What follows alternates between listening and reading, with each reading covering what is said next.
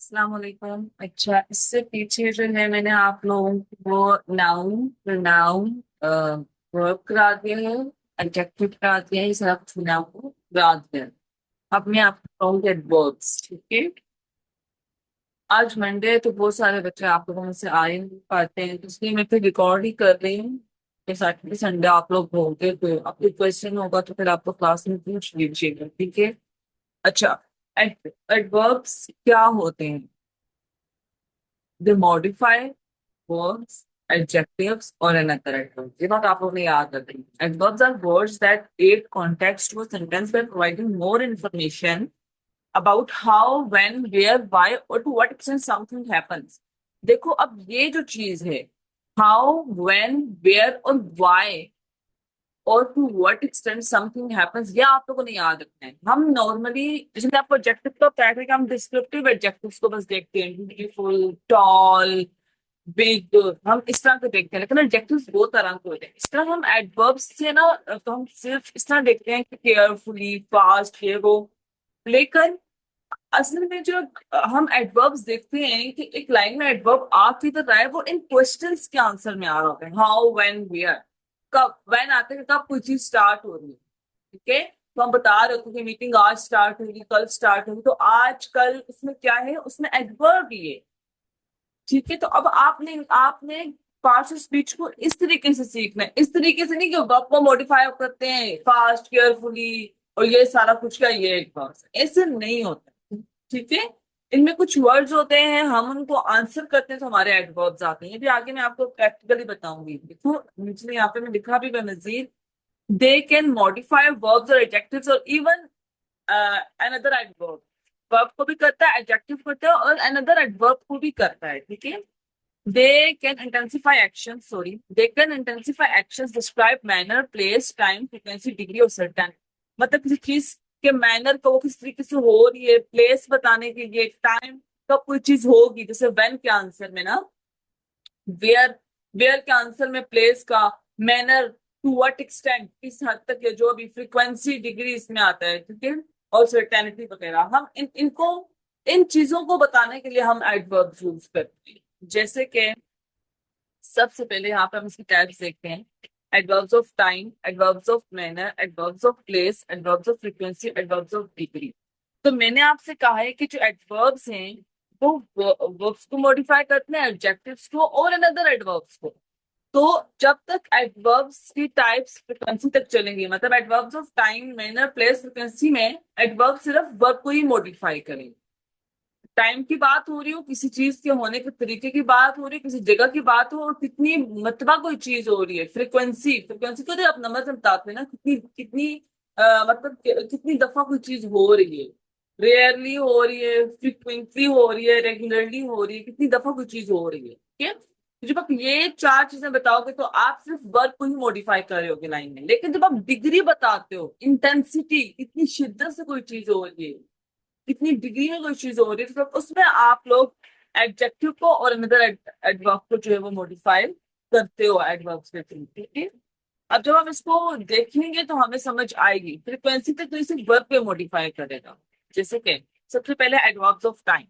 Adverbs of time provide information about when और for how long an action occurs, they help to answer questions like when.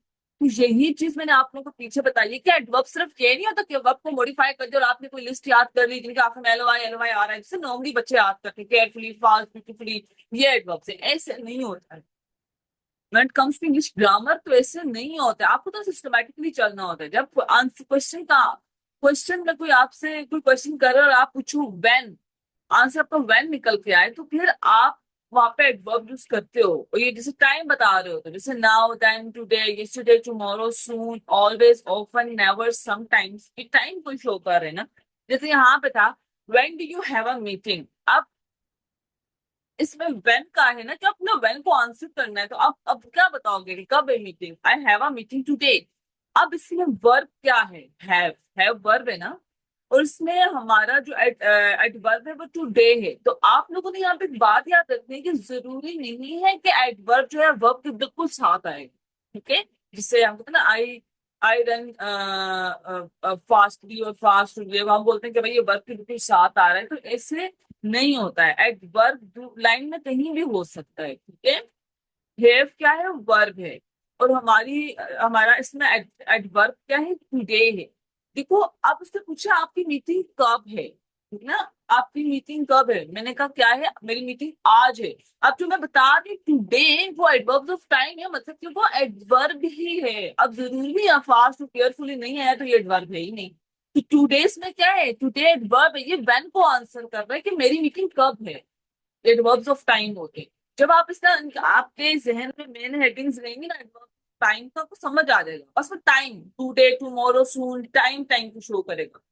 When are they leaving, they are leaving tomorrow. अब देखो यहाँ पे है verb था और today का था एडवर्ब, लेकिन दोनों एक दूसरे से दूर थे। लेकिन देखो यहाँ पे वर्ब और एडवर्ब साथ आ गए, तो ये लाइन में साथ भी आ सकती है, दूर भी आ सकते हैं, डिपेंडिंग ऑन द कॉन्टेक्स्ट पे ये किस तरह यूज हो रहे हैं, ठीक है।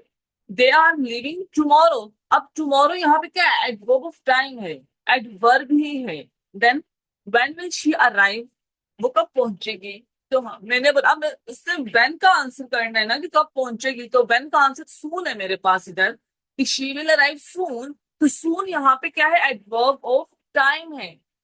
तो आपने ये याद रखना है कि जो हम नॉर्मली पढ़ते आए हैं कि वर्ब के साथ एक वर्ड लगता है और वही एडवर्ब होता है, तो ऐसा नहीं है। एडवर्ब्स डिफरेंट टाइप्स होते हैं, जैसे टाइम के, प्लेस के, और जो आप नॉर्मली समझते आ रहे हो ना, वो सिर्फ वो मैनर के होते हैं कि किस तरह कोई चीज हो रही है, ब्यूटीफुली हो रही है, फास्टली हो रही है, किस तरीके से हो रही है, वो मैनर के एडवर्ब्स हैं। तो ये सारे ही मिला के एडवर्ब्स होते हैं। लेकिन ये आप लाइन में अलग अलग तरीके से देखते हैं। जैसे यहाँ पे टाइम वाले हैं, तो टाइम में आप टाइम में हमेशा व्हेन का ही जवाब दे रहे होते हो। आप टाइम में हमेशा व्हेन ही का जवाब दे रहे होते हो ना। तो व्हेन के जवाब में जो भी टाइम या दिन आप बताओगे, तो वो क्या होगा, वो एडवर्ब ही होगा। अब इसमें अगला क्या है, एडवर्ब्स ऑफ मैनर। हम जो मैं आपको पहले कहे, जो हम सिर्फ जानते हैं जिनको, वो एडवर्ब्स ऑफ मैनर ही है। जैसे adverbs of manner describe how an action is perform, किस तरह कोई एक्शन हुआ है, और the manner in which something happens. अब यहाँ पे देखो, ये हाउ का आंसर करेगा। They provide additional information about the work in terms of its style, manner और वे, किस तरीके से वो हो रही है, किस वे में वो हो रही है, किस स्टाइल में हो रही है, किस मैनर में हो रही है। हाउ, हाउ का आंसर करेगा किस तरीके से असल में चीज हो रही है। जैसे कि यहाँ पे मैंने बताया था कि ये व्हेन के आंसर में आएगा। यहाँ पे मैंने आपको चीज बताई थी कि एडवर्ब्स किन किन चीजों की किन क्वेश्चंस के बारे में इंफॉर्मेशन देते हैं, हाउ, व्हेन, वेयर, व्हाई और टू व्हाट एक्सटेंट। तो मैंने आपको व्हेन का बताया टाइम में, हाउ का आप किसमें बताते हो, मैनर में बताते हो, ठीक है। आप मैंने बताते थे किस तरीके से चीजें हो रही हैं। ये किस तरह के होते हैं, mostly, quickly, slowly, terribly, well, awkwardly, beautifully, carefully, जो हमने एलवाई एलवाई करके हमेशा याद किए होते हैं। तो वो एडवर्ब ऑफ मैनर है। जैसे यहाँ पे वो टाइम का बताते हैं, नाउ, देन, टुडे, यस्टरडे, सून, ऑलवेज वगैरह, ठीक है। अब यहाँ पे देखो, she danced gracefully across the floor. अब डांस क्या है, डांस एक वर्ब है, डांस करना। अब डांस ग्रेसफुली, ग्रेसफुली उसने डांस किया था। ग्रेसफुली यहाँ पे क्या है, ग्रेसफुली हमारे वर्ब को मॉडिफाई करता है, डांस को मॉडिफाई कर रहे हैं ना। जैसे यहाँ पे उसकी मीटिंग कब है, हैव को टुडे मॉडिफाई कर रहे हैं, लिविंग को टुमारो, हमारा लिविंग को टुमारो मॉडिफाई कर रहा है। इसी तरह यहाँ पे जो वर्ब है डांस, उसको कौन सा वर्ड मॉडिफाई कर रहे हैं, ग्रेसफुली। उसने डांस किया, लेकिन डांस किया किसे, ग्रेसफुली। वो लोग पहुंचे, लेकिन पहुंचे कब, आज। देखो, अब हमारा लाइंस पे फोकस सिर्फ वर्ब पे है। मैं जब वहां पे कहती हूँ एडवर्ब्स ऑफ टाइम में, तो वो कब आएंगे, अब वो कौन है, ये है, उस फोकस नहीं है, वो आएंगे कब, वर्ब के ऊपर हमारा सारा स्ट्रेस है।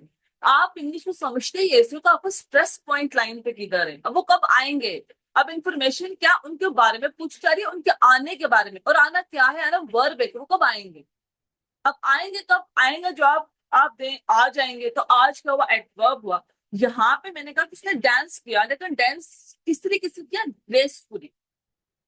ग्रेसफुली क्या है, एडवर्ब जो कि वर्ब डांस को मॉडिफाई करो, और ये बता रहे हाउ, हाउ का आंसर दे रहे हैं, किस तरीके से कोई चीज हुई थी। Then she ran quickly to catch the bus, वो जल्दी जल्दी भागी बस पकड़ने के लिए। और फिर मैं बताऊंगी वो भागी किस तरह, मैं मैनर बताऊंगी किस तरीके से, किस वे में भागी, क्विकली, जल्दी जल्दी भागी, ठीक है? अब देखो यहाँ पे ये वर्ब के साथ है, इधर भी वर्ब के साथ है, लेकिन यहाँ पे हैंडल्ड वर्ब है, लेकिन केयरफुली डू ऐसे, ठीक है, एडवर्ब है। तो जरूरी ये आप लोगों ने बात याद रखनी कि जरूरी से एडजेक्टिव जरूरी नहीं है कि नाउन प्रोनाउन के बिल्कुल साथ आए, इसी तरह एडवर्ब्स भी जरूरी नहीं है कि वो वर्ब्स के बिल्कुल साथ आए, ठीक है। ही हैंडल्ड द फ्रेजाइल वैस केयरफुली, उसने हैंडल किया एक मतलब एक वो नाजुक से वैस को, गुलदस्ते को, तो किस तरीके से हैंडल किया। अब वो हैंडल करने पे सारा हमारा स्ट्रेस है, केयरफुली हैंडल, तो ये मैनर के हाउ किस तरीके से चीज हुई। ओके, हमारे पास अगला है एडवर्ब्स ऑफ प्लेस। अब अपने आप पे जगह बतानी होती है, जैसे here, there, anywhere, inside, outside, everywhere, downstairs, upstairs, मतलब प्लेस बताना होगा आपने, ठीक है। वेयर का आंसर, वेयर का वहां पे देखो, आप उधर जाओ, उधर मैंने हाउ व्हेन तो बताया, वहां पे वेयर भी था, ठीक है। तो अब वेयर का आपने आंसर करना है इसमें, प्लेस में। एडवर्ब्स ऑफ मैंने describe how, sorry, adverbs of place provide information about where an action takes place और the direction it which it occurs. जैसे मैंने उसने बताया कि डायरेक्शन होती है और प्लेस होती है, इसमें आप बता रहे होते हो कि कहाँ पे कोई चीज हो रही है, किस डायरेक्शन में कोई चीज हो रही है। जैसे हियर हो रही है, देयर हो रही है, एनीवेयर हो रही है, इनसाइड हो रही है, आउटसाइड हो रही है, अपस्टेयर्स हो रही है, डाउनस्टेयर्स हो रही है, हो किधर रही है, ठीक है। तो आप वेयर का आंसर करते हो, the keys are over there, keys कहाँ है। अब देखो, स्ट्रेस किधर है, कहाँ है, किधर है यार कीज। तो आपने बताना है कि कीज उधर रखी हुई है। अब कीज कैसी है, कीज क्या है इसमें, कीज, कीज आपका इधर नाउन है ना, लेकिन मेरा कीज को कोई फोकस नहीं, कीज किस तरह की है, नीली है, पीली है, बड़ी है, छोटी है, वो है किधर, देखो वर्ब के ऊपर स्ट्रेस है, वो किधर है, मैंने कहा उधर है, ओवर देयर, ठीक है। We looked everywhere for the lost book. अब यहाँ पे बुक का नहीं बता रहे हैं, आपके वर्ब पे स्ट्रेस है, और वर्ब को फिर आपने मॉडिफाई करना है। अब वर्ब को आप बताओगे कि हर जगह ढूंढ ली, वर्ब को मजीद आप मॉडिफाई, आपको पता चलना चाहिए कि आपको लाइन में मॉडिफाई किस चीज को करना है, नाउन को करना है, प्रोनाउन को करना है, एडजेक्टिव देना है, या वर्ब को करना है, वर्ब को देके एडवर्ब देना है। अब यहाँ पे देखो किस किधर है, आपको इधर मॉडिफाई ही वर्ब को करना है कि उधर है। We look for the lost book. अब यहाँ पे एवरीवन क्यों डाला है, क्योंकि आप बता रहे हो कि वर्ब को मॉडिफाई करने को मैंने हर जगह देखी है। अब आप उसको असल में बताना क्या चाह रहे हो, मैंने देखी तो है, लेकिन मैंने हर जगह देखी है। लुक यहाँ पे वर्ब है, और एवरीवेयर जो कि वर्ब को मॉडिफाई कर रहा है, ये एडवर्ब ऑफ प्लेस है। The super market is near by, हमने किसने आपसे पूछा सुपर मार्केट कहाँ है। अब सुपर मार्केट कैसी है, फोकस उस पर नहीं है, बड़ी है, छोटी है, ब्यूटीफुल है, नहीं है ब्यूटीफुल, नहीं, ये नहीं है इसका फोकस। आपकी लाइन में स्ट्रेस पॉइंट कौन सा, किधर है पे, है क्या है, वर्ब है यहाँ पे। तो आप वर्ब को मॉडिफाई करोगे कि नियर बाय, करीब ही है, तो नियर बाय यहाँ पे क्या है, जगह बता रहा है, मैं हमारे घर के करीब है, ठीक है, तो एडवर्ब ऑफ प्लेस है। अब है एडवर्ब्स ऑफ फ्रीक्वेंसी, यहां तक आप वर्ब को ही मॉडिफाई कर, देखो यहां तक आप सिर्फ वर्ब को ही, सिंपल वर्ब को मॉडिफाई कर रहे होते हो, आर को, लुक को, इसको, देखो हर जगह पे सिंपल वर्ब को, dance, run, handle, simple verb है सारे, have, living, arrive, simple verb को फ्रीक्वेंसी तक आप सिंपल वर्ब को मॉडिफाई कर रहे होते हो, इसके लिए फ्रीक्वेंसी है। Adverbs of frequency indicate how often N action occurs, ठीक है, कब कब, मतलब कितनी दफा वो कोई चीज होती है, फ्रीक्वेंसी यही होती है ना, नंबर का बताना। दे प्रोवाइड, आप जब फ्रीक्वेंसी को आप मैथ्स वगैरह में करते हो, आप नंबर गिन के बता रहे हो ना, इसकी फ्रीक्वेंसी इतनी है, तो यहाँ पे आप ना इंग्लिश में वर्ड यूज करते हो फ्रीक्वेंसी बताने के लिए, परसेंटेज होती है ये। They provide information about the frequency और रेगुलरिटी ऑफ एन एक्शन, कितने रेगुलर बेसिस पे वो चीज हो रही है, बिल्कुल कम हो रही है या रेगुलर हो रही है, फ्रीक्वेंसी ये होती है। इसमें क्या होता है, ऑलवेज, आप यहाँ पे देखो आपने 100% फ्रीक्वेंसी दी है, परसेंटेज में होती है इंग्लिश में, इंग्लिश में आप ये तो नहीं लिख सकते ना कि 10 दफा हो रही है, 20 दफा हो रही है। आप वर्ड यूज करते हो ना, एडवर्ब्स यूज करते हो, इस तरह के कुछ वर्ड्स होते हैं इंग्लिश में, तो ये परसेंटेज पे चलते हैं। अगर ऑलवेज होगा तो 100% होता है, यूजुअली थोड़ा कम होता है, रेयरली काफी कम होता है, ओकेजनली भी कम होता है। तो कोई चीज आपको लगे यार ओकेजनली बहुत ही कभी कभी करती है, या नेवर, बिल्कुल 0% चांसेस करती नहीं, ऑफन भी कभी कभी करती है।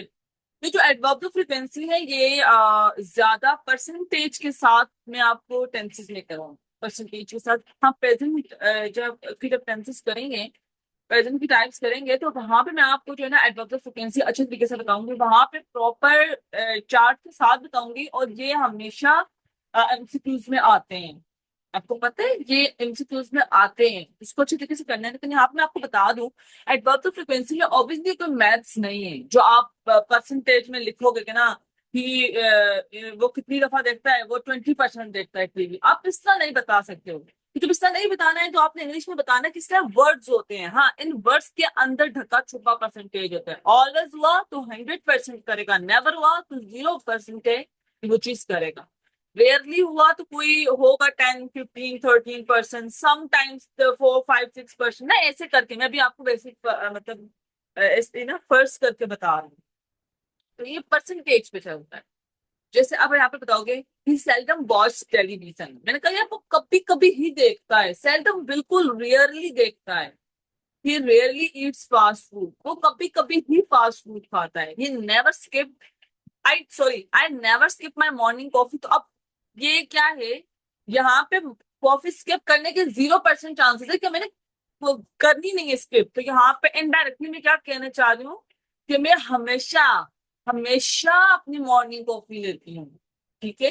तो एडवर्ब्स ऑफ फ्रीक्वेंसी में आप वर्ब को पर्सन, आप वर्ब को बता रहे होते हैं आप कितनी रेगुलरिटी के साथ कोई चीज कर रहे हो। और ये इन वर्ड्स के अंदर ढका छुपा परसेंटेज होता है। जो नेटिव स्पीकर्स होते हैं ना, इंग्लिश नेटिव स्पीकर्स होते हैं, आप उनको ना जब इस तरह के वर्ड बोल के चीज बताते हैं ना, तो वो समझ जाते हैं कितनी परसेंट आप कोई चीज करते हो। अगर आप किसी के घर गए हो, आपने उसको बोला है I never skip my morning coffee, तो उसको ये अब आपने उसको नहीं बोला है मैं कितने परसेंट में ये वो, लेकिन आपने नेवर वर्ड बोल के उसको ये बता दिया है डायरेक्टली डायरेक्टली कि भाई मैं नहीं स्किप करता, मुझसे वो कॉफी चाहिए। तो अब एडवर्ब ऑफ फ्रीक्वेंसी, ठीक है। Adverbs of time, manner, place, frequency, when, how, where. और इसमें क्या है कि मतलब रेगुलरिटी बताते हो कि हाउ ऑफन जो है ये चीज हो रही है। तो इसमें आप हमेशा वर्ब्स को मॉडिफाई करते हैं। लेकिन जब डिग्री आती है, डिग्री में आप अनदर एडवर्ब और एडजेक्टिव को मॉडिफाई करते हो। ठीक है। अब हम डिग्री का, डिग्री इंटेंसिटी, इंटेंसिटी, ठीक है। Extremely, quite, rather, Fairlie, pretty, somewhat, a bit, totally, very। तो आप इसमें एडजेक्टिव और अनदर एडवर्ब को मॉडिफाई करते हो। जैसे यहाँ पे एडवर्ब्स ऑफ डिग्री है, adverbs of degree modify adjectives और other adverbs to indicate the extent or intensity of something। Intensity, degree intensity को ही कहते हैं ना, कितनी शिद्दत से कोई चीज हो रही है। इसमें इस तरह के वर्ड यूज करते, देखो वेरी यूज करके बताते हो कि कोई चीज कितनी ज्यादा, एक्सट्रीमली बहुत ज्यादा, आप बेट थोड़ा कम, टोटली मुकम्मल तौर पे। तो जब आप एडवर्ब ऑफ डिग्री बताते हो तो आप एडजेक्टिव और अनदर एडवर्ब को मॉडिफाई करते हो।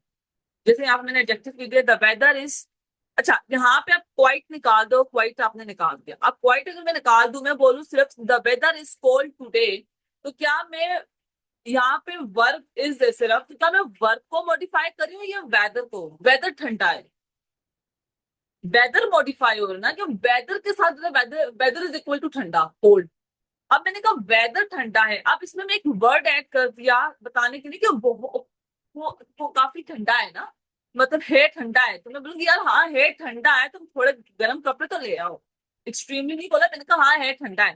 तो अगर मैं कोल्ड के अंदर एक और वर्ड ऐड करूं मजीद एम्फासिस डालने के लिए कि कितना ठंडा है, तो वो एडवर्ब ऐड करते हैं यहाँ पे। देखो क्वाइट, क्वाइट एडवर्ब है, the weather is quite cold today. अब कोल्ड क्या था? कोल्ड एडजेक्टिव था जो कि वेदर को मॉडिफाई कर रहा था। मैंने इसके अंदर एक वर्ड ऐड किया क्वाइट कोल्ड, मतलब मैंने एडजेक्टिव को भी मॉडिफाई कर दिया। एडजेक्टिव तो वेदर को कर ही रहा था, नाउन को मैंने मजीद जो एडजेक्टिव था उसको भी क्वाइट से मॉडिफाई किया है।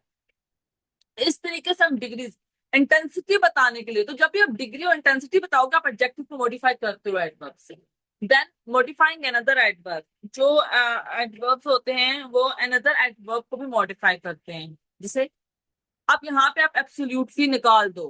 मैंने कहा he was exhausted after the long hike, exhausted मतलब ही वॉज एग्जॉस्टेड, वो क्या था? वो क्या था? हाइकिंग के बाद, अब इस पे था भी आपका फोकस, आप बताएंगे वो केस मतलब क्या था। मैंने कहा यार ही वॉज एग्जॉस्टेड, वो बहुत ज्यादा एग्जॉस्टेड हो गया था। अब वो अच्छा, वो अच्छा है, लड़का है, बोल रहा है उसका नाम क्या है, मैं इस चीज को मॉडिफाई नहीं करी, मैं बोल रही हूँ हाइकिंग के बाद वो कैसा था, उसकी कंडीशन कैसी थी। मैंने कहा यार उसकी कंडीशन इस तरह की थी, वो बहुत एग्जॉस्टेड था। आप जो एडवर्ब है जो कि वॉस को मॉडिफाई कर रहा है, मैं एग्जॉस्टेड को मजीद इंटेंसिटी के साथ बताना चाहूँ तो इंटेंसिटी में फिर मैं डिग्री बताऊंगी। एब्सोल्युटली एब्सोल्यूट लेवल पे बहुत ज्यादा एग्जॉस्टेड था, तो एग्जॉस्टेड यहाँ पे वर्ब को मॉडिफाई कर रहा था, मैंने एग्जॉस्टेड को मजीद मॉडिफाई किया, तो यहाँ पे एडवर्ब अनदर एडवर्ब को मॉडिफाई कर रहा है, उसकी इंटेंसिटी डिग्री बता रहा है। अब मैं इन दोनों को सेपरेटली बताती हूँ, ठीक है। जैसे मैं यहाँ पे एडजेक्टिव्स को बताती हूँ। Adverbs can also modify adjectives, providing more detail about the quality or characteristics described by the adjective. Adjective से जो चीज बताई जा रही होती है उसको मजीद enhance करके बताते हैं, मजीद मॉडिफाई करके से। अब यहाँ पे एक्सट्रीमली जो अंडरलाइन वर्ड है यहाँ पे उनको पहले आप छोड़ना, यहाँ पे एक्सट्रीमली आप यहाँ पे समझो है ही नहीं। मैंने कहा था मूवी वॉज बोरिंग, मूवी किस तरह की थी, मैंने कहा मूवी तो बहुत बोरिंग थी, ठीक है। Movie is equal to boring. अब मैं उसको बताना चाह रही हूँ कि यार तुमने ये मूवी नहीं देखनी, मैं बोलूंगी the movie was extremely boring, तो यहाँ पे एक्सट्रीमली मॉडिफाइड एडजेक्टिव बोरिंग। जो एडजेक्टिव बोरिंग था, जो ऑलरेडी मूवी को मॉडिफाई कर रहा था, मैंने मैंने थोड़ा इंटेंसिटी के साथ बताना चाहा है, तो मैं एडजेक्टिव में कोई वर्ड ऐड करूंगी। अगर मैं एडजेक्टिव को मजीद इंटेंसिटी के साथ बताना चाह रही हूँ तो वर्ड ऐड करना चाहती हूँ, मतलब यही है ना कि मैं एडजेक्टिव को मजीद मॉडिफाई करना चाह रही हूँ। मैंने बोला यार the movie was extremely boring, तो यहाँ पे इंटेंसिफाई कर रहा है बोर्डिंग को एक्सट्रीमली। नीचे मैंने बोला द फूड वॉज डिलीशियस। यहाँ पे जो डिलीशियस है वो क्या है, एडजेक्टिव है, वो नाउन को मॉडिफाई कर रहे थे, कर रहा है कि फूड क्या है, वो डिलीशियस था। अब यहाँ पे आप देखो फूड डिलीशियस था, तो अब डिलीशियस एडजेक्टिव है। अब मुझे इसको ज्यादा उनको अच्छे तरीके से बताना है ना, इंटेंसिटी के साथ बताना चाहती हूँ, मैं बहुत एक्साइटेड हूँ, क्योंकि यार the food was surprisingly delicious. That verb surprisingly adds emphasis to the adjective delicious, suggesting that the quality of deliciousness was unexpected. अब आप वो द फूड वॉज डिलीशियस तो बस समझ आ जाएगा, बस ठीक है। लेकिन जब आप सरप्राइजिंगली बोलेंगे, आप अगले को अपने तरफ अट्रैक्ट करने की कोशिश करोगे, यार मेरी बात सुनो वो बहुत सरप्राइजिंगली डिलीशियस था, एम्फासिस डाला है, इंटेंसिटी को ज्यादा किया है, डिग्री को ज्यादा, ठीक है। इसी तरह एडवर्ब्स में भी होता है। ये सॉरी ये एडजेक्टिव दिया, एडवर्ब है यहाँ पे वर्ड। अच्छा सॉरी, ये मैंने दो और एग्जांपल्स दिए, ठीक है, दो और एग्जांपल्स दिए एडजेक्टिव्स की। द टेस्ट वाज डिफिकल्ट, अब मैं बताऊं कितना डिफिकल्ट था, तो मैंने उसमें बोल दिया अनबिलीवेबली डिफिकल्ट, मतलब डिफिकल्ट ऑलरेडी टेस्ट को मॉडिफाई कर रहा था, लेकिन मैं डिफिकल्ट जो एडजेक्टिव है उसको और ज्यादा जो है ना इंटेंसिटी के साथ आना चाह रही हूँ, मैंने अनबिलीवेबली डाल दी। Then she look incredibly beautiful in her new dress, she look beautiful, वो खूबसूरत थी, वो खूबसूरत लग रही थी ना। अब यहाँ पे जो ब्यूटीफुल है वो शी को बता रहा है वो कितनी ब्यूटीफुल लग रही थी। अब मैं बताना चाह रही हूँ ज्यादा एम्फोसिस डाल के कि वो कितनी ज्यादा ब्यूटीफुल लग रही थी, तो मैं किस तरह बोलूंगी, she look incredibly beautiful in her new dress, तो मतलब वो बहुत ही ज्यादा खूबसूरत लग रही थी, इतनी खूबसूरत वो आज तक लगी नहीं मुझे, ठीक है। तो आप थोड़ा एम्फोसिस इंटेंसिटी डाल रहे।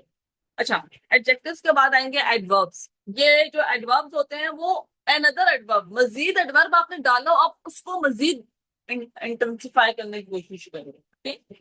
Adverbs can modify other adverb to indicate the degree और इंटेंसिटी ऑफ एन एक्शन और क्वालिटी। मैंने कहा ही रन्स क्विकली, अब he runs quickly adverb of manner है, याद है किस तरह कोई चीज हो रही है, वो भाग रही है, भाग किस तरह रही है, क्विकली भाग रही है।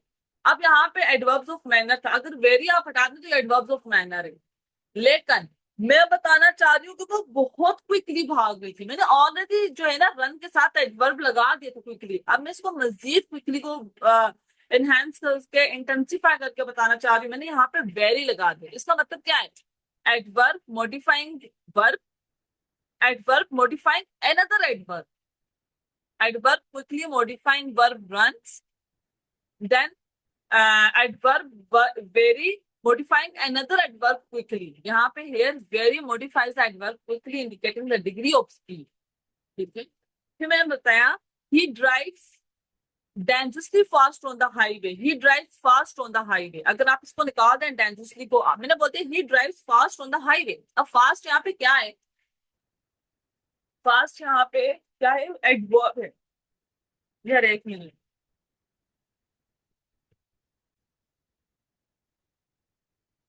सो जैसे में मौसम जो है वो कभी ठंडा हो रहा है कभी गर्म हो रहा है, तो मेरा गला बिल्कुल ठीक है, तो मैं सही मतलब बोलती हूँ तो बीच में मेरा गला कहीं ना कहीं खराब हो जाता है। अच्छा, अगर यहाँ पे मैं डेंजरसली निकाल दूं, मैं बोलूँ ही drive fast on the highway, तो फास्ट क्या है, ये एडवर्ब है जो कि ड्राइव जो वर्ब है उसको मॉडिफाई कर रहा है। लेकिन पता चलिए फास्ट कितना, मतलब कितनी इंटेंसिटी में।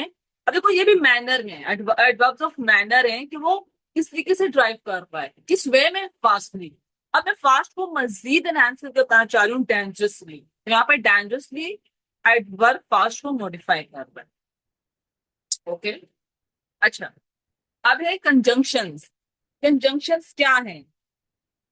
कंजंक्शंस के लिए बहुत जरूरी है कंजंक्शंस क्या बात, प्लीज आप क्लॉजेस का लाजमी देखें। मैंने ऑलरेडी क्लॉजेस का जो है ना वो यूट्यूब पे भी डाला हुआ है क्लोजेस का, मैं वो यूट्यूब पे भी डाला हुआ है, और दूसरा मैंने आप लोगों की ड्राइव पे भी जो है वो क्लोजेस का डाला हुआ है। ठीक है, वो मेरे पास रिकॉर्डिंग भी थी। कुछ चीजें अगर हम रिकॉर्डिंग में पहले कर लें तो क्लास में आकर फिर हम मजीद उस पर डिबेट कर सकते हैं ना, इसलिए मैं ये कह रही थी आप रिकॉर्डिंग में भी देख लिया करें, फिर जो बच्चे क्लास में क्वेश्चन तो क्लास में क्लास तो हम लेते ही हैं, कोई बच्चा आए ना आए, तो रिकॉर्डिंग में भी आप देख लिया करो, फिर जब आप क्लास में आओ तो मजीद जो क्वेश्चन रहते हो वो मजीद बेहतरीन हो जाए। क्योंकि आप एक दफा कोई चीज देखते हो तो जब दूसरी दफा उसको देखते हो, तीसरी दफा देखते हो, वो मजीद इंप्रूव होता है नॉलेज। ठीक है, कंजंक्शंस क्या है? Conjunctions are words that join together words, phrases और clauses in a sentence। ये कहीं पे phrases को भी connect करते हैं words को, and कहीं पे clauses को, ठीक है ना, clauses को भी connect करते हैं। They serve to connect ideas, coordinate elements, and show relationships between different parts of a sentence। मैं आपको फिर बताना चाहूंगी कंजंक्शन अभी देखकर इसके बाद आपने क्लोजेस वाला लाजमी देखना है। ठीक है, आपको प्लेलिस्ट में क्लोजेस मिलेगा, जो मतलब यूट्यूब पे जो बच्चे देख रहे हो, जो मेरे अपने स्टूडेंट्स हैं, वो क्लोजेस वाला फिर लाजमी देखें। इसके बाद जब आपको देखोगे ना तो आपको बहुत अच्छे तरीके से कंजंक्शन ही समझ आएंगे। ठीक है, तो कंजंक्शन फ्रेजेस को भी कहीं कनेक्ट करते हैं और कहीं पे क्लोजेस को भी कर रहे होते हैं। ये बात आप लोगों ने याद रखनी है। सिर्फ ये मीनिंग ऐड करते हैं, रिलेशनशिप बताते हैं सेंटेंसेस के दरमियान। ठीक है, अच्छा, यहाँ पे हमारे पास कितने टाइप्स के हैं? कोऑर्डिनेटेड होते हैं, सबऑर्डिनेटिंग होते हैं, कोरिलेटिव कंजंक्शन देखते हैं। तो सबसे पहले हम कोऑर्डिनेटेड देखते हैं। तो सबसे पहले कोऑर्डिनेटेड कंजंक्शंस। अच्छा, कंजंक्शंस को करने से पहले एक चीज आपको मैं बता दूं कि कंजंक्शंस में ना क्लोज को समझना बहुत जरूरी है। फ्रेज को तो आपको पता है ना, जिसमें सब्जेक्ट और वर्ब का एग्रीमेंट नहीं होता, मतलब दोनों में से कुछ मिसिंग लाजमी होता है फ्रेज में ना। मतलब जैसे हर कार ब्रोक डाउन, अब कार ब्रोक डाउन फ्रेज है, लेकिन अब जब हर भी ऐड कर दोगे, हर कार ब्रोक डाउन, हर सब्जेक्ट है, ब्रोक डाउन क्या यहाँ पे है, वर्ब है। तो क्लोज में सब्जेक्ट प्लस वर्ब होता है, सब्जेक्ट और वर्ब दोनों होते हैं। अब जो कोऑर्डिनेटेड कंजंक्शंस होते हैं, इनकी स्पेशलिटी क्या है कि ये दो इंडिपेंडेंट क्लोजेस को जोड़ने का काम करते हैं। वो इंडिपेंडेंट क्लोजेस आप अकेले भी बोल सकते हो, फुल स्टॉप यहाँ पे लगा दो और फिर फोर हटा दो, क्योंकि फोर क्या है, कोऑर्डिनेटेड कंजंक्शन है। आप वैसे भी लिख सकते हो, लेकिन यार I am a girl and I this and I that, ऐसे कर करके नहीं, जो बच्चे करते हैं ना। अब हम लोग जहां पे लाइंस को जोड़ के लिख सके, हम कोशिश करते हैं हम उनको जोड़ के लिखें। अब कोऑर्डिनेटेड कंजंक्शंस दो इंडिपेंडेंट, इंडिपेंडेंट का मतलब यहाँ पे क्या है, मैं ये अकेला बोल सकती हूँ ना, शी वॉज लेट। अब शी वॉज लेट में सब्जेक्ट भी है, वर्ब भी है, मतलब ये क्लॉज है। क्लॉज भी कौन सा, इंडिपेंडेंट, डिपेंडेंट नहीं है किसी के ऊपर। शी वॉज लेट, अगर मैं कोई मुझसे पूछे यार वो कब आई थी, तो मैं बोल दूं यार शी वॉज लेट। अब क्या उसको पूरा मीनिंग मिल रहा है मेरी लाइन का? हाँ, वो यार लेट आई थी, तो शी वॉज लेट मैं लिख सकती हूँ। और मैं अगर मुझे कोई पूछे वो क्यों लेट आई थी, आगे से दोबारा पूछे, मैं कहूंगी हर कार ब्रोक डाउन। अब क्या मैं हर कार ब्रोक डाउन बोलूं तो क्या ये क्लॉज है? क्लॉज है। हर सब्जेक्ट है, ब्रोक डाउन क्या है, वर्ब है। हर कार ब्रोक डाउन क्या ये इंडिपेंडेंट क्लॉज है? हाँ बिल्कुल, इंडिपेंडेंट चीज वो होती है जो किसी पर डिपेंड नहीं करती। ये लाइन में अकेली बोल सकती हूँ, लेकिन अगर मैं ये दोनों लाइन अकेली बोल सकती हूँ तो मैंने इसमें जो है कोऑर्डिनेटेड कंजंक्शन क्यों यूज किया, कोऑर्डिनेट कराने के लिए। मतलब कि मैं चाहती हूँ मेरी राइटिंग चाइल्डिश लगे, जब हम लिखते हैं तो हम लाइंस को साथ मिला के लिखने की कोशिश करते हैं। मैं एक ही सेंटेंस में बात बोल दूं, इसलिए मैंने कोऑर्डिनेटेड कंजंक्शन यूज किया है। ठीक है, मैं एक ही सेंटेंस में उसकी पूछने से पहले ही कि वो लेट क्यों आई थी, मैं एक ही सेंटेंस में बताना चाह रही हूँ, तो मैं कोऑर्डिनेटेड कंजंक्शन लगा के एक ही सेंटेंस में दोनों क्लॉजेस लिख दूंगी। आप एक सेंटेंस में जरूरी नहीं है एक ही क्लॉज, एक सेंटेंस में चार भी हो सकते हैं, पांच भी हो सकते हैं, आप चाहे कितने क्लॉजेस लिख दो, आपकी मर्जी है। तो कोऑर्डिनेटेड कंजंक्शंस में दो क्लॉजेस होते हैं, she was late for her car broke down, I went to the store. I subject है, went verb है. I went to the store and I bought some groceries. Coordinated conjunction यही होते हैं. Fan boys पे F से four है, A for and, B से but है, एन से नोर है, ओ से और है, वाई से यक है, एस से सो है. तो मतलब fan boys four and NOR but और येट सो. फैन बॉयज से आप इसको याद कर सकते हो. जो कोऑर्डिनेटेड कंजंक्शंस हैं, ये सबऑर्डिनेटेड, जो सबऑर्डिनेटिंग कंजंक्शन है ना, इनकी जगह कभी यूज नहीं होंगे. क्यों? क्योंकि कोऑर्डिनेटेड कंजंक्शन जो है वो दो इंडिपेंडेंट क्लॉजेस को जोड़ते हैं, जबकि सबऑर्डिनेटिंग कंजंक्शन एक इंडिपेंडेंट और एक डिपेंडेंट को जोड़ता है. सबऑर्डिनेटिंग कंजंक्शन में एक क्लॉज का मीनिंग बोल के आपको समझ नहीं आएगा, लेकिन इसमें अगर आप इनको अलग-अलग भी बोलो, इनका मीनिंग पूरा पूरा कन्वे होता है. ठीक है. I wanted to go to the party, but I had to finish my homework. You can come with us or you can stay home. He studied hard, so he passed the exam. तो ये होते हैं coordinated conjunctions. मैंने आपको पहले भी बोला है कि यहाँ पे आपको ये होगा कि मैम क्लोज क्लोज तो पता नहीं है, बस आपने थोड़ा बता दिया. तो मैंने क्लोजेस वाला जो है ऑलरेडी यूट्यूब पे और ड्राइव दोनों पे अपलोड किया हुआ है. मैंने क्लोजेस को ऑलरेडी रिकॉर्ड करके डाला हुआ है. तो आप जब अभी यहाँ पे कंजंक्शन करो तो आप मेक श्योर करो आप इसके साथ ही क्लोजेस में जाके ना, क्लोजेस के तीन ही पार्ट्स हैं, शायद तीन चार, तो आप वो अभी ही साथ देख लो, फिर आप कंजंक्शन की समझ आ जाएगी. ठीक है. कोऑर्डिनेटेड कंजंक्शन दो इंडिपेंडेंट क्लोजेस को जोड़ता है. यही मैंने बताया है कि सॉरी, ये जो है ना सबऑर्डिनेटिंग कंजंक्शन है. एक मिनट से आगे ये मैंने ठीक है. सबऑर्डिनेटिंग कंजंक्शन कोऑर्डिनेटेड कंजंक्शन जो है वो मैंने आपको बता दिए हैं. दो इंडिपेंडेंट क्लॉजेस को जोड़ेंगे, दो इंडिपेंडेंट, उनमें से कोऑर्डिनेशन का काम करेंगे. दोनों सेंटेंसेस, दोनों क्लॉजेस सॉरी अकेले भी खड़े हो सकते हैं. मैं she was late and her car broke down को दो अलग सेंटेंसेस भी बना सकती हूँ, लेकिन मैंने एक ही सेंटेंस में से लिखा है ताकि मेरी राइटिंग चार्टिश ना लगे और मैं अच्छे तरीके से कोहेरेंटली अपनी बात कन्वे करूँ. लेकिन कोऑर्डिनेटिंग कंजंक्शन अलग है कोऑर्डिनेटिंग कंजंक्शन से. अगर कोऑर्डिनेटेड कंजंक्शंस दो इंडिपेंडेंट क्लॉजेस को जोड़ते हैं तो सबऑर्डिनेटिंग कंजंक्शन क्या करता है? एक इंडिपेंडेंट और एक डिपेंडेंट, तब इनको सबऑर्डिनेटिंग कहते हैं. कि एक सबऑर्डिनेट क्या होता है? जो किसी के मातहत काम करता है. सबऑर्डिनेट का मतलब क्या होता है? किसी के मातहत, किसी के अंडर काम करना. तो सबऑर्डिनेट कंजंक्शन को एक इंडिपेंडेंट कंजंक्शन से जोड़ता है. वहां पे क्योंकि दोनों इंडिपेंडेंट होते हैं, एक दूसरे की जरूरत नहीं होती. लेकिन फैन बॉयज वाला कंजंक्शन हम तब यूज करते हैं ताकि हमारी राइटिंग चाइल्डिश ना लगे. जहां पे ये करना जरूरी इसलिए होता है क्योंकि एक जो सबऑर्डिनेट कंजंक्शन होता है, जो डिपेंडेंट कंजंक्शन होता है, वो अकेले खड़ा ही नहीं हो सकता, उसका मीनिंग कंप्लीट नहीं होता. तो जो सबऑर्डिनेट क्लॉज होता है या डिपेंडेंट क्लॉज होता है, उसका मीनिंग पूरा करने के लिए हम उसको क्या करते हैं? हम उसको इंडिपेंडेंट क्लॉज के साथ जोड़ते हैं. किसके थ्रू? कंजंक्शन के थ्रू. इसमें यहाँ पे कि this join an independent clause with a dependent clause indicating the relationship between the two. After although, because, if, none, if, since, while, ये सारे क्या हैं? ये सारे सबऑर्डिनेटिंग कंजंक्शन. सबऑर्डिनेटिंग कंजंक्शन बहुत सारे हैं. जब आप क्लॉज वाली वीडियो में जाओगे वहां पे मैंने बहुत कॉम्प्रिहेंसिवली बताया कि आफ्टर किस कॉन्टेक्स्ट में यूज करना है, ऑल दो किस कॉन्टेक्स्ट में, वहां पे ज्यादा अच्छे तरीके से बताया है. ठीक है. अब मैंने यहाँ पे बोला since you are here let's start the meeting. मैंने कहा क्योंकि तुम यहाँ आ गए हो. अब मैं अगर सिर्फ इतना बोलूं कि सिंस यू आर हियर, क्योंकि तुम यहाँ आ गए हो, क्या आपको कंप्लीट मीनिंग मिलेगा? अगर मैं सिर्फ इतनी लाइन बोलूं. हालांकि क्लॉज है, ये क्लॉज है ना, सब्जेक्ट भी है वर्ब भी है, सब्जेक्ट और वर्ब दोनों है इसके अंदर. क्लॉज है लेकिन क्या इंडिपेंडेंट क्लॉज है? ये अकेला खड़ा हो सकता है? नहीं. सिंस यू आर हियर, हालांकि तुम यहाँ आ गए हो, अब इसको कंप्लीट करने के लिए मुझे एक और क्लॉज की लाजमी जरूरत है इस सेंटेंस में, और वो क्लॉज भी किस तरह का? Independent. Let us start the meeting. अब मैं अगर सिर्फ बोलूं let us start the meeting तो ये एक इंडिपेंडेंट क्लॉज है, इसको किसी और क्लॉज की जरूरत नहीं है. लेकिन अगर मैं बोलूं since you are here, since यहाँ पे सबऑर्डिनेटिंग कंजंक्शन है. देखो सिर्फ सिंस लगाने की वजह से सबऑर्डिनेटिंग क्लॉज बन गया है. देखो ये क्लॉज डिपेंडेंट सबऑर्डिनेट क्लॉज क्यों बना? क्योंकि ये कंजंक्शन, ये जो सबऑर्डिनेटिंग कंजंक्शन लगा है ना इस क्लॉज में, इसने इसको डिपेंडेंट कर दिया है किसके ऊपर? इंडिपेंडेंट क्लॉज को. तो जब आप सबऑर्डिनेटिंग, आपको कोई बोले कि आपने सबऑर्डिनेटिंग कंजंक्शन लगा के करना है, तो आपने याद रखना है कि उसमें एक डिपेंडेंट क्लॉज बन जाएगा ऑटोमेटिकली. क्यों? क्योंकि आपने सबऑर्डिनेटिंग कंजंक्शन, ये कंजंक्शन आते ही क्लॉज क्या बन जाता है? सबऑर्डिनेट बन जाता है. She read a book while waiting for the bus. अब while waiting for the bus, बस का वेट करते हुए, अब क्या करते हुए, she read a book.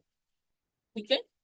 she kept working hard though she was exhausted, though she was exhausted, हालांकि यार वो बहुत exhausted थी, वो बहुत ज्यादा थक चुकी थी, she was tired, although she was tired she was exhausted।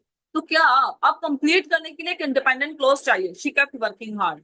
तो आपने याद रखना सबॉर्डिनेट कंजंक्शन जब भी आप किसी भी क्लॉज में लगाते हो तो वो क्या हो जाता है, वो क्लॉज डिपेंडेंट हो जाता है और फिर उसको एक और क्लॉज की जरूरत पड़ती है इंडिपेंडेंट की। अब यहाँ पे मैं जितना भी क्लियरली आपको बता दूं आपको उतने अच्छे से समझ नहीं आएगा जब तक आप क्लोजेस वाला नहीं करोगे। ठीक है। अच्छा, कोरिलेटिव कंजंक्शंस, कोरिलेटिव कंजंक्शंस क्या होते हैं? अच्छा, ये भी काफी आप लोग यूज करते हो कोरिलेटिव कंजंक्शंस, तो आप इनको अच्छे तरीके से यूज करना पंक्चुएशन के साथ। ठीक है, बस इसमें ये चीज याद रखनी होती है। दीज आर पेयर्स ऑफ, ये पेयर्स में आते हैं, देखो ये पेयर्स में नहीं आते, सिंस अकेला यूज होता है, आफ्टर अकेला, ऑल्दो अकेला। यहाँ पे भी फैन बॉयज में जो कोऑर्डिनेटेड कंजंक्शन में फॉर अकेला यूज होता है, सब अकेले अकेले, देखो यहाँ पे नॉर अकेला यूज हो रहा है, लेकिन आपको पता है ना नॉर और दोनों का एक पेयर भी होता है। जब नॉर और इनके पेयर के साथ यूज करोगे, नॉर और नॉर और इनके पेयर के साथ यूज करोगे तो ये कोरिलेटिव कंजंक्शन हो जाएगा। तो पेयर में भी यूज होते हैं कंजंक्शन, जैसे आइदर और, neither, nor, but and, not only but also. अब यहाँ पे मैंने लिखा है not only did she win the race but she also broke the record. तो देखो, या तो आप कंजंक्शन को क्लोजेस को जोड़ने के लिए यूज करते हो या तो वर्ड्स और फ्रेजेस को। क्या ऊपर वाला क्लोजेस है, क्लोजेस में है ना शी और विन, शी क्या है सब्जेक्ट है, विन क्या है वर्ब है, यहाँ पे भी शी क्या है सब्जेक्ट है, ब्रोक क्या है वर्ब है, मतलब दो क्लोजेस यूज हुए हैं। जब तक दो क्लोजेस को यूज करोगे ना कोरिलेटिव कंजंक्शन से तो कोमा लाजमी लगाना।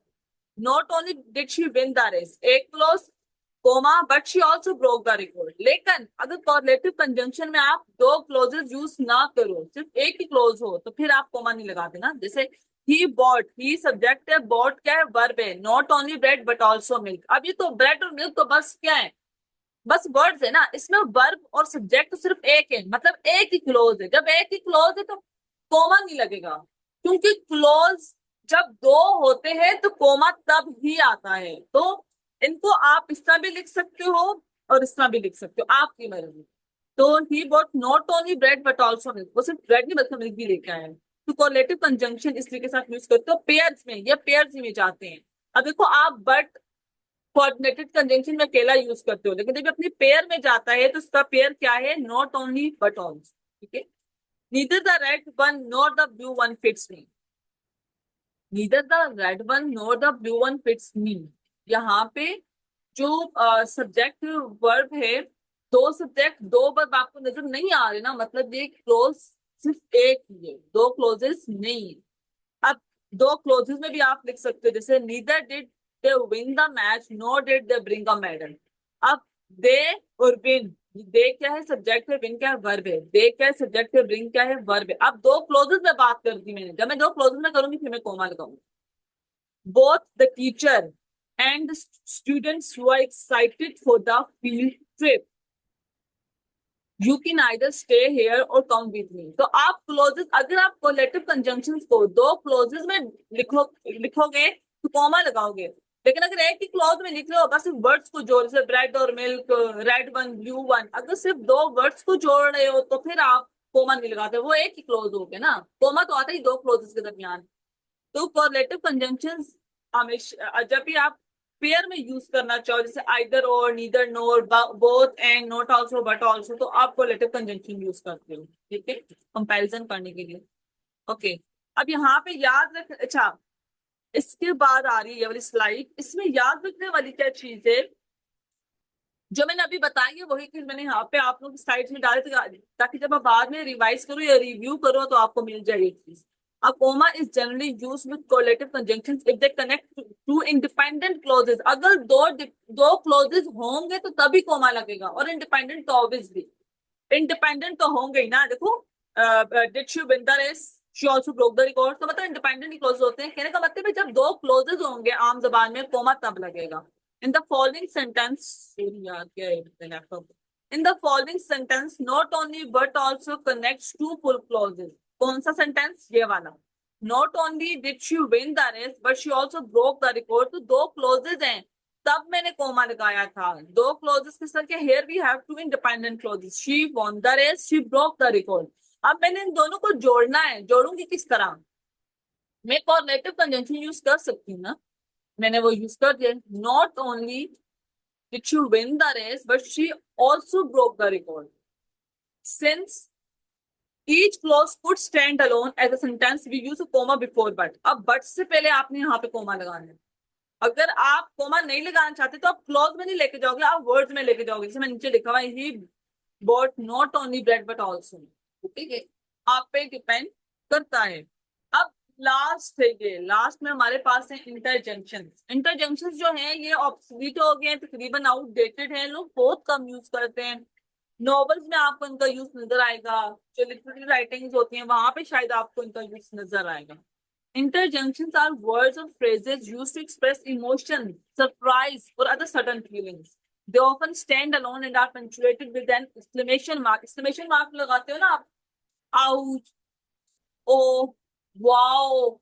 मतलब अच्छा, वेदर देख के आपने वाओ बोला तो आपने अगले को बता दिया भाई मैं खुश हूँ। मतलब इस तरह के वर्ड्स होते हैं। इनको इनको बोलते ही अगले को समझ आ जाता है कि आप सरप्राइज हो, आप सैड हो, आप किस तरह के। ठीक है, जैसे है एक्सक्लेमेशन मार्क लाजमी लगता है, वाओ मार्क लगा, that was a close call, मतलब सरप्राइज हो गया ना। यहाँ पे क्लोज कॉल का मतलब वो वाली नहीं जो फोन आप पे आती है, मतलब कोई कोई इवेंट आपके साथ होना चाहिए, जैसे कोई एक्सीडेंट होना चाहे, कोई आपको थप्पड़ मारना चाहे, थप्पड़ मारते मारते रह जाए तो आप बोलोगे यार wow that was a close call. Ouch, I stub my finger, pain से आपने आउच बोला। हैप्पीनेस से hurray we won the match. और no I forgot my homework, disappointment हुई आपको। Aha I knew you are hiding something. आपको तो ना आहा मुझे पता था कि तुम कुछ छुपा रही हो ना, रियलाइजेशन और डिस्कवरी।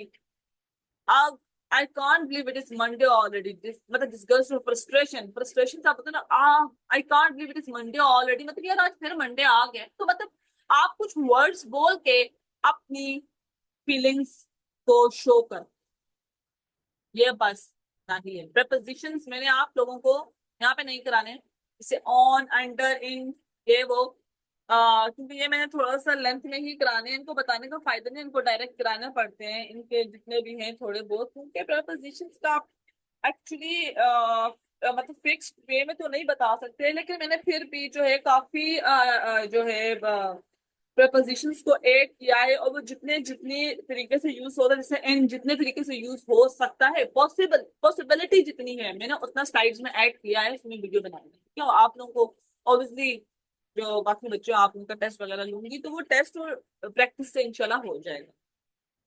चलो, पार्ट ऑफ स्पीच हमारे यहाँ पे खत्म हो गए। अब हमारे टेंसेस स्टार्ट होंगे।